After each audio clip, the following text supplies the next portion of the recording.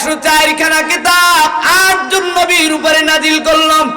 আদম সফিউল্লাহর উপরে 10 প্রকারের কিতাব, ইব্রাহিম নবীর উপরে 10 প্রকারের কিতাব, ইদ্রিস আলাইহিস সালামের উপর 30 প্রকারের কিতাব, তিনজন নবী মিলে হলো 50 প্রকারের কিতাব।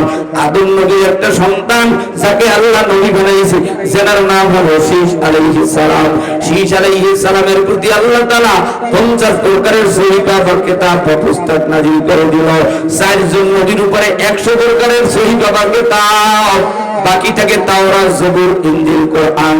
দাউদ আলাইহিস সালাম, ঈসা আলাইহিস সালাম, মুসা আলাইহিস সালাম, আমাদের আখেরি নবী পয়গম্বর মুহাম্মদুর রাসূলুল্লাহ সাল্লাল্লাহু আলাইহি ওয়াসাল্লাম, এই 4 নবীর উপরে তাওরাত, জবুর, ইনজিল, কোরআন 103 খানা কিতাব বা পুস্তক সব বিলুপ্ত হয়ে গেল।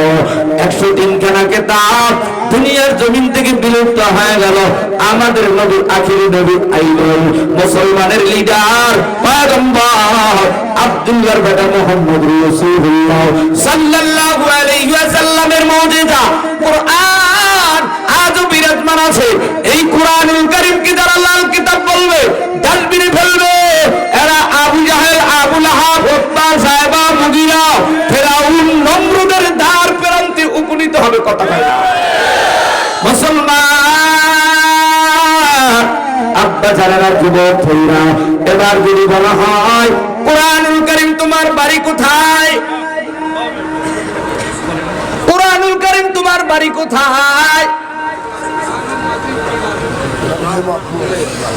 কোরআন তুমি কতদিন বসে দুনিয়াতে আগমন করেছো, প্রশ্ন হয় না?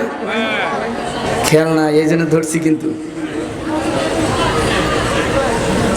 লক্ষ ছাত্র থাকলেও কে কি করে, কোন টেনশনে থাকে। আমরা বসুন্ধরা, চরমনাই, যাত্রাবাড়ি আল্লাহওয়ালা আলেমদের কাছে পড়ালেখা করেছি। কথা কয় না? আপনি কি বলতে চান? মুখ বন্ধ কেন? আপনি কোন টেনশনে আছেন? আমরা চেহারা দেখলে বলতে পারি। আমার বাজানেরা, আব্বাজানেরা, যুবক ভাইরা, কোরআনুল কারীম তুমি কোন মাসে নাজিল হয়েছো?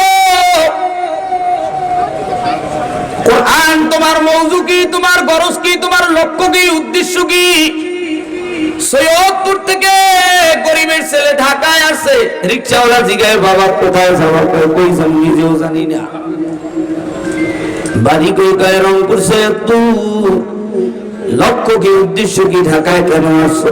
কয় মাও নাই, বাবাও নাই, ছোটবেলায় বাবা নানার বাড়িতে রাইখা আমার বাবা আর মহিলাকে নিয়ে ঘর সংসার করে। তোমার মা কোথায়? মা মামার ঘরে আমার রাইখা, মাও অন্যের ঘরে গিয়ে সংসার করবি। এখন আর মামার বাড়িতে মামা তো ভাই এত সুন্দর খানা খায়, এত সুন্দর বিছনায় ঘুমায়। আমি যুবকরে মামি ধমক দেয়, মামার বাড়ি না থাকলে আমারে ভালো খানাও দেন না, আমারে কিছুই দেয়, আদর করে। মনের কষ্ট, মনের দুঃখ মনে লইয়া সৈয়দপুর থেকে ঢাকার দিকে রওনা হইলাম। 25 বছর হয়ে গেল। গত 5 দিন আগে আসুলিয়ার মাহফিলে ওই যুবক ছেলে কান্দে আর কয়, 25 বছর হয়ে গেল বাড়ির থেকে আসলাম। ছেলে ডাক দিয়া কয়, বাবা দাদার বাড়ি যাবা না? দাদা ভাইয়ের সাথে কি দেখা হবে না? মেয়েটা ডাক দিয়া কয়, আমার সন্তানের আগে কান্দে, কর আমার দাদির সাথে কি দেখা হবে? দুঃখ নিয়ে কলজা ভরা ক্রান্ত হৃদয় নিয়ে ছেলেটা কাঁদে আর অনেকক্ষণ পর্যন্ত ফুফায় ফুফায় কেঁদেছে। কি করবে আমার কাছে পরামর্শ চায়। শেষ সময় এই ঘটনা বলবো রে বাবা, আলোচনা করতেছি এই মসজিদে অনেক গোলাম আসছো। কোরআনের লক্ষ্য কি, উদ্দেশ্য কি? কোরআন তোমার বাড়ি কোথায়? বাদাম খাইয়া কোরআন পড়া যায় না।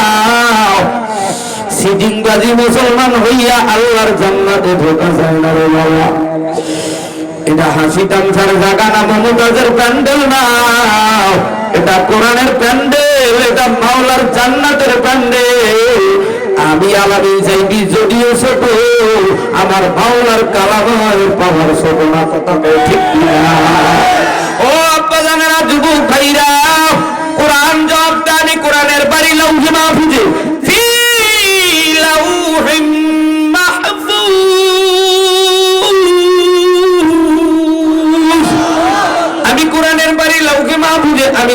তক্তায় লিখিত অবস্থা হয় কোরআন আবার জবাব দেয় আমি কোরআন রমজানুল মুবারক মাসে নাযিল হইলাম শাহরু রমাদান আল্লাযী উনজিলা ফীহিল কোরআন আমি কোরআন রমজান মাসে নাযিল হইলাম আমি 610 খ্রিস্টাব্দে দুনিয়াতে আগমন করলাম আমার সময় সীমা লাগছে নবীজির কাছে আসতে 22 বছর 5 মাস 14 দিন নবীজি 40 বছরে নবুয়ত পায় নবীর নবুয়তের পর 23 বছর জিন্দেগি 22 বছর 5 মাস 14 দিনে নবীজির কাছে গোটা কোরআন নাযিল হয় কোরআন তোমার লক্ষ্য কি মওজু কি গরজ কি উদ্দেশ্য কি বলো কোরআন জবাব দেয় আমি কোরআনের লক্ষ্য উদ্দেশ্য হলো অন্ধকার থেকে আলোর দিশা দেখানো এই যে উলামায়ে কেরাম মাদ্রাসায় পড়ায় পথগুলো সন্তানদেরকে মদিনার পথ দেখা দেয় আজকেও দেখতে পারলাম আমার বয়ানের শেষ দিকে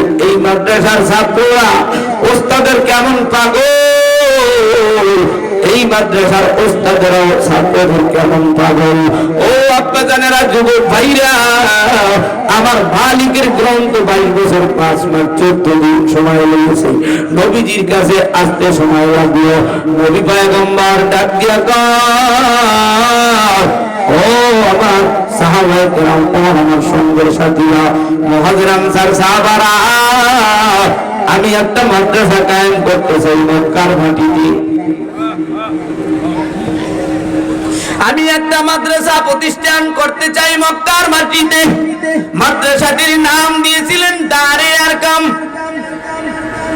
কোন আরকাম আরেকটু জোরে কর মক্কার মাটিতে মাদ্রাসা প্রতিষ্ঠান কায়েম করলেন দারে আরকাম আরকাম রাদিয়াল্লাহু তাআলা আনহুর বাড়িতে কোরআন সেখানে দরস দেওয়া শুরু করলেন আবু জাহেল চাচা আমার নবীকে মক্কার জমিনে 13 বছর স্বৈরাচার আবু জাহেল নবীকে জ্বালায় শুধু জ্বালাইয়াই ক্ষান্ত করে নাই মোহাম্মদ আগামীকালকের ফজরের পরে যেন মক্কায় দেখি না নবীকে অনেক পরীক্ষা নিরীক্ষা করছে আমার হাতের ভিতরে কি এই চাঁদ দুখণ্ডিত করে দাও মরাগার জিন্দা করে দাও অনেক অনেক নবীজিকে পরীক্ষা করছি আমার যদি কূপের থেকে উঠাইতে পারো বাতিজা তোর হাতে কালিমা পড়লো অনেকভাবে পরীক্ষা করছে এরপরও কালিমা পড়ে না শেষ পর্যন্ত আবু জাহেল নামের বেঈমান নবীর চাচা নবীজিকে 3 বছর জেলখানায় রাখছে ও আল্লামা সাইদি সাহেব তোমার কোনো চিন্তা নাই আল্লামা মামুনুল হক সাহেব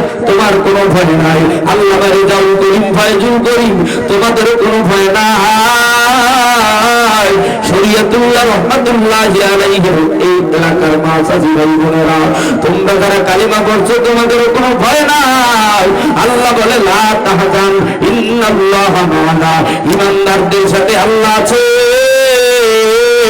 বেঈমান আবু জাহেল জানে না আমার ভাতিজা মুহাম্মদকে 3 বছর জেলখানায় রাখা দুনিয়াতে টিকে থাকতে পারে না আল্লাহর নবী বলির জায়গা আবু জাহেল তোকে আজ পর্যন্ত নয় কিয়ামত পর্যন্ত দুনিয়ার মানুষ তোকে ধিক্কার দেবে কথা বল ঠিক কিনা